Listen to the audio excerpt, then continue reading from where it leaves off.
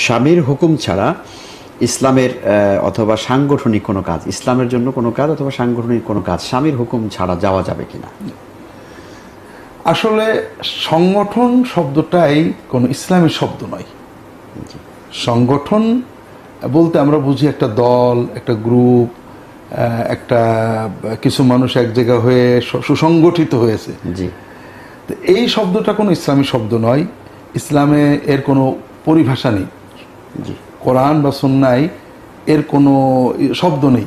আমরা জামাত শব্দটা ব্যবহার করি। জামাত শব্দের অর্থ হলো ঐক্য, দল উপদল নয়। দল অর্থ ফিরকা।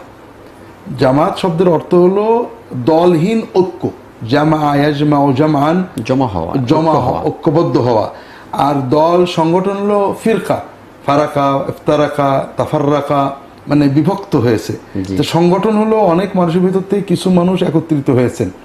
তারা তাদের ভিতরে একত্রিত, কিন্তু মূল সমাজ থেকে তারা কিন্তু বিচ্ছিন্ন। তো এই জন্য সাংগঠনিক কর্ম দিনের জন্য করা যেতে পারে। এক জায়গায় কিছু মানুষ এক জায়গায় হয়েছেন, একটা দিনের কাজ করছেন, কিন্তু এটা ইসলামের মূল বিষয় নয়। দিনের কাজের জন্য ঐক্যবদ্ধ হওয়া অর্থ হলো সকল মুসলমান মনে মনে এক থাকবে, যে অন্তরে আমরা সবাই এক, আমরা মুসলমানদের ভিতর কোনো দল নেই। কাজের জন্য আমরা বিভিন্ন গ্রুপ তৈরি করতে পারি, এটা হলো প্রথম বিষয়। দ্বিতীয় বিষয় হলো দিনের কাজে, সাংগঠনিক কাজ বলতে আমরা যেটা বুঝি দাওয়াতি কাজ বা রাজনৈতিক কাজ, এই কাজগুলো অধিকাংশ সময় ফরজ নয়। ফরজ যেটা আইন, ফরজে আইন, এই কাজ স্বামীর অনুমতি ছাড়া করা যায়। জি। যেমন সালাত আদায় করব, স্বামীর অনুমতি ছাড়া করতে, স্বামী বাধা দিলেও করতে হবে। জি। সিয়াম পালন করব, বাধা দিলেও করতে হবে। কিন্তু ফরজে কেফায়া, জানা যায় শরীক হওয়া, স্বামীর অনুমতি ছাড়া যাওয়া যাবে না। নফল সিয়াম সিয়ামের অনুমতি লাগবে। জি। তৃতীয় হলো এই যে দাওয়াত বা জিহাদ, এগুলো ফরজে কেফায়া।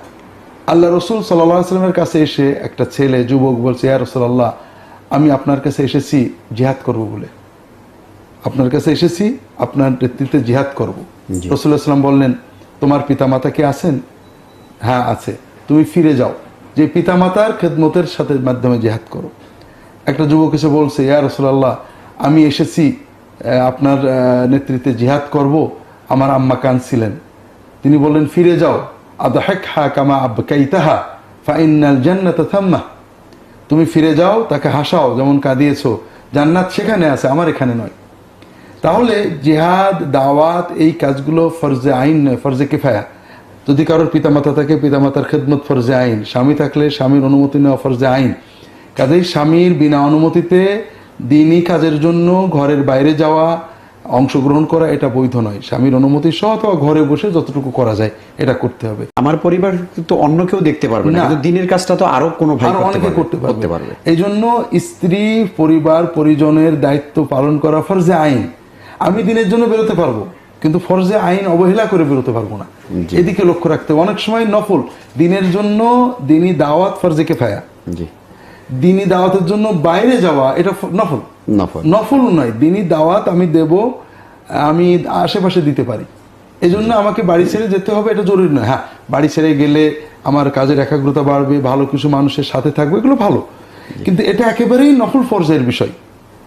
আর স্ত্রী সন্তানের দেখাশোনা, ভরণ, তারবিয়াত, সঙ্গ দেওয়াটা অনেক সময় ফরজে আইন পর্যায়ের, অনেক সময় নফল পর্যায়ের।